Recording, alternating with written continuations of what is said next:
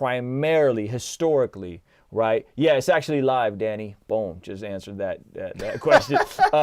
Is primarily, when I first started, and I started, my first official record, like in Christian bookstores, came out in 2004. I remember I made 1,000 of them. I sold about 150 of them at a release show and put the other like 50 in a Christian bookstore. That's 2004. And the primary way that a lot of these artists back then who were independent built careers is they had to go tour, right? They had to go tour. So you're talking about, a guy like Pigeon John, 4th Avenue Jones. These guys were road warriors. They were always on the road. And that was the independent hustle from that entire decade up until 7, 8, maybe 5, 6 years ago, right, where we started thinking of different ways to monetize. Spotify and Apple Music, which initially everybody was petrified of, came on the board. And now them 1,000 records that you would sell first week at the big bag, now you could spread that out over streams and make a consistent 2,000-3,000 a month, right, if your music is good. And so the industry has shifted. I say all that to say, what I love about everything you just described is that you're giving people ways of building businesses, of building brands, marketing themselves that don't have to rely on touring. When in 2020, everybody's daggone touring is getting canceled. Everybody getting canceled. And I literally got a text message in the middle of this stream saying, hey man, we can't, you know what I'm saying? The governor, the NBA is canceled. So now, if this was 10, 15 years ago, that would be, the entire industry collapses. Oh, that's it. Right? That is it. But now because we got streaming and because of guys like yourself that are giving people practical game on how to build a multifunctional business, you're gonna have artists that, yes, it's gonna be a downturn in the economy. Yes, it's gonna be tough. Yes, you're not gonna be able to go and get that touring bag. Yeah. But I had already made a commitment at the beginning of this year, implementing some of the strategies that you had made. Like, I'm not traveling unless I could bring my family to shows, because it's just not worth it for me to step away from everything I'm doing here with YouTube, the community I'm building, the sync licenses I'm getting from just producing my own music. It's not worth it for me to go step away to make $1,000 a show if I can't bring my family and make a little experience out of it for everybody. You know what I mean? So I had already made that commitment because of the information and the inspiration that I feel like I've been getting from you, Curtis King, Busy Works Beats, all the people in the space that are saying, look, you don't have to just do this, like, go tour 200 days a year, run your personal life into the ground. You can just actually, I mean, you know, like I know a ton of Christian artists that divorced, infidelity, financial breakdowns because they just lived on the road. You know what I mean? And That's so real. it's sad, man. So what is your thoughts on that in terms of just like the dynamics and everything we just talked about? Is this changing? Like our society could be changing, right? This thing could be around for another 6 months. Like everything could be canceled for the rest of the year. You know what I mean? Yeah, I mean, if you want to go to the extreme, obviously,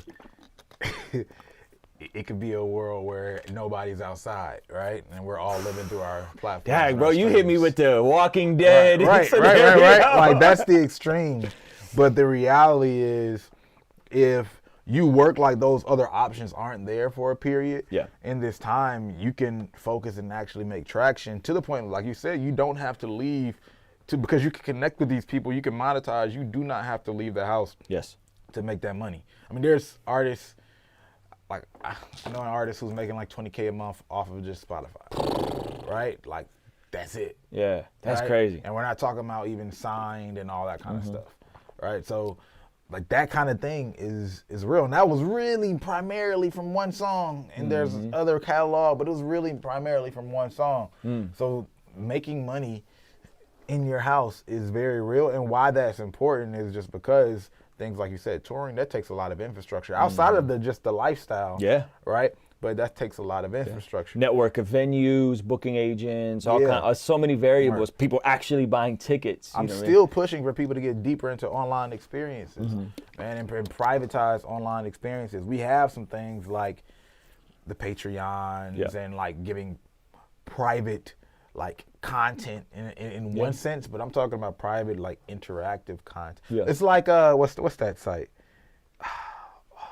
Is it like OnlyFans or something like that? Yeah, I've heard of that. Yeah, it's something like, I've only seen the negative side of that, but I don't know. You know what I'm talking about? Like no, but my point is, I don't even know the exact name of it. Yeah, but basically it's fans like, only or something like that. Yeah, basically, it's a porn site where you share and you have people that come in and you get a live experience, right? Yep. But where is that for artists or all these other things? That's like good. A private concert or private or we're just going to have a conversation with the fans and, hey, how you guys doing? Yep. And maybe I get in depth into someone like almost like a therapy session. I don't know. It's dependent on the fan base, but there are so many private experiences that are possible online in different ways of adding value. That if artists really start to think about it, like shows, that could be that's a version of shows, right? So yeah, that's it. That's a good point. So let me ask you this. So we're looking at a potential year, 6 months to a year where people aren't touring, right? And me and you both know people making good money, people quitting their job. Some maybe aren't making good money, but they're making enough to quit their job, right? There's a kid on TikTok. I don't know if you follow this kid, Tyrese Hope. You heard of Tyrese Hope? He got like 1 million TikTok followers. He's been able to finesse some of that primarily into his Spotify streams. And he's really just good at TikTok. He does the fast rapping thing. And he basically started telling people like, yo, like for me to quit my job, I need 15,000 plays a day on Spotify. Nice. And his TikTok folks just started delivering that every day. And then it was like 15,000, 20,000. Then he was like, yo, who was his idol? One of his idols was somebody. And he was like, Tyrese. He was like, I was named after Tyrese, the singer. Okay, got it. He was like, he gets 72,000 plays a day. If we could just outstream him for one day, you know what I'm saying? Like, and so like that's his goal. Like he's documenting it. And he's great personality for TikTok, good rapper. Not great, but good rapper, like solid rapper, makes solid music.